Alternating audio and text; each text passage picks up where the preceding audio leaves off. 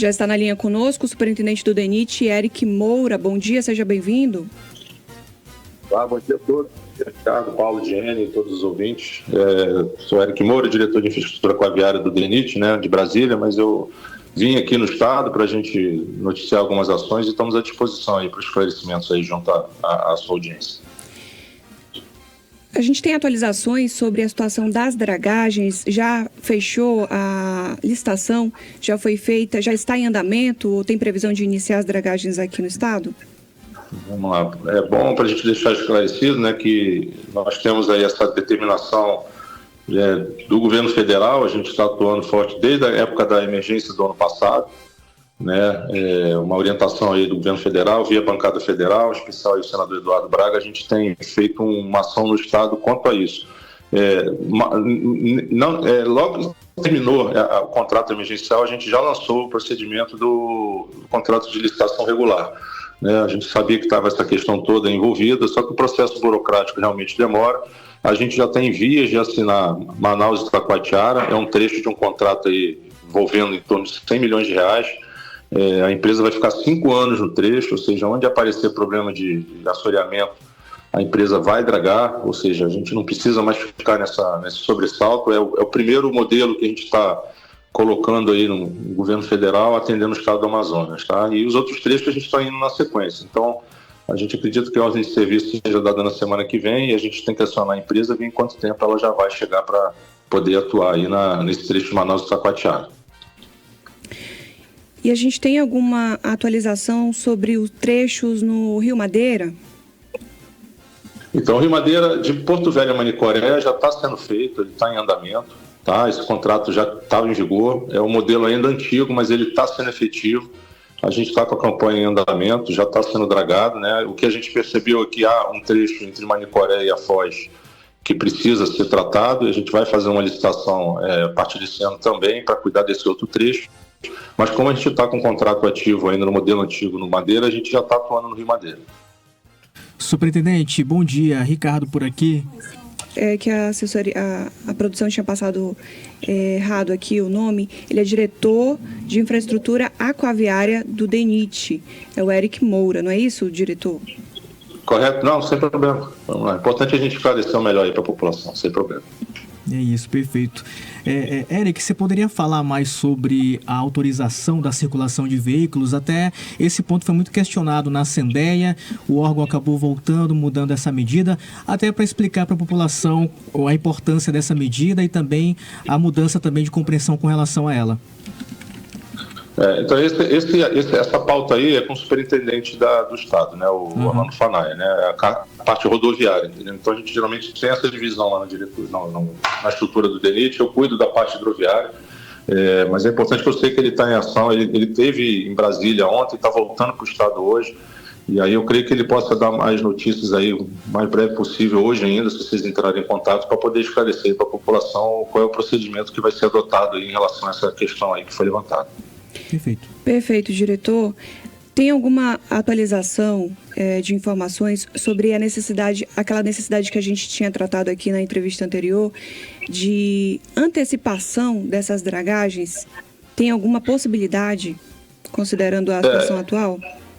Não, a gente não, como o ano passado foi emergencial, a gente não pode fazer emergência em cima de emergência. Então, até a CGU, o TCU, o Tribunal de Contas, eles acompanharam esse movimento da gente do ano passado para cá. Ou seja, recordo que a gente, ano passado, entrou numa questão emergencial, foi um paliativo, teve algum resultado, mas o que a gente previu é agora tem que fazer uma ação constante, de médio e longo prazo, que é esse modelo que a gente está estabelecendo agora para contrato de 5 anos, entendeu? Então, assim, foi um processo que foi acompanhado pela CGU, houve recomendações que a gente teve que atender, a burocracia realmente atrasa um pouquinho isso e a estiagem está sendo severa, está aumentando e a gente está contra o relógio.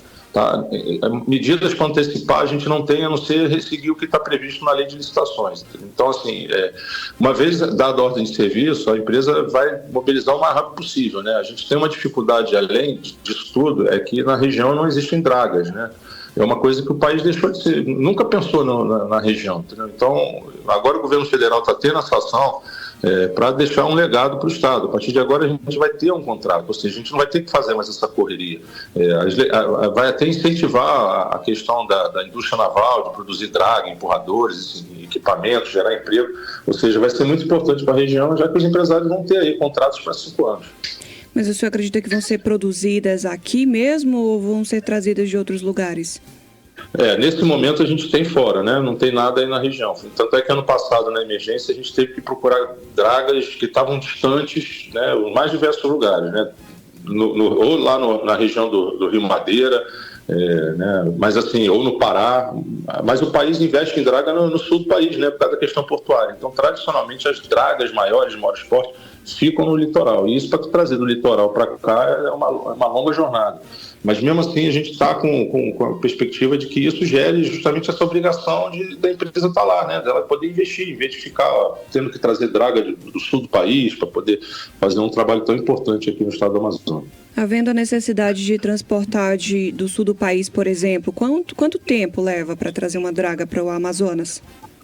Então, vamos assim, só para você ter um exemplo, mas não é o nosso caso, porque a gente sabe que tem empresários que estão já mobilizados para se cotizar e tentar antecipar isso aí, no máximo em um mês de mobilização. Mas um exemplo, as dragas que estão no sul têm que ir até Santarém, desmontadas, e depois elas são montadas e Santarém sobe o rio. Entendeu? Só que existem algumas dragas que tem aí na região que a gente já andou levantando, até para poder facilitar a vencedora ter um meio de poder atender o mais rápido possível agora. Entendeu? E é lógico que ela não vai ficar fazendo isso ao sobressalto, né? Ela vai querer, durante o restante do contrato, que ela pode, inclusive, pela nova lei de licitação, prorrogar por mais 5 anos, ou seja, a empresa não vai precisar ficar dependendo de coisas que não sejam da região. Então, esse é o grande legado paralelo que a gente quer deixar também para o estado do Amazonas. Agora, senhor Eric, dentro desse processo de dragagem dos rios, é algo incomum também para a gente. O senhor falou que está sendo difícil obter as dragas porque não era algo natural aqui no país. Para a gente também, né, obviamente. E nesse contexto, as comunidades que ficam próximas aos rios, elas estão sendo afetadas. Aí é uma pergunta bem leiga mesmo, eu queria que o senhor compreendesse, porque a gente quer entender esse cenário até o momento que nós formos lá e também podermos acompanhar essas obras.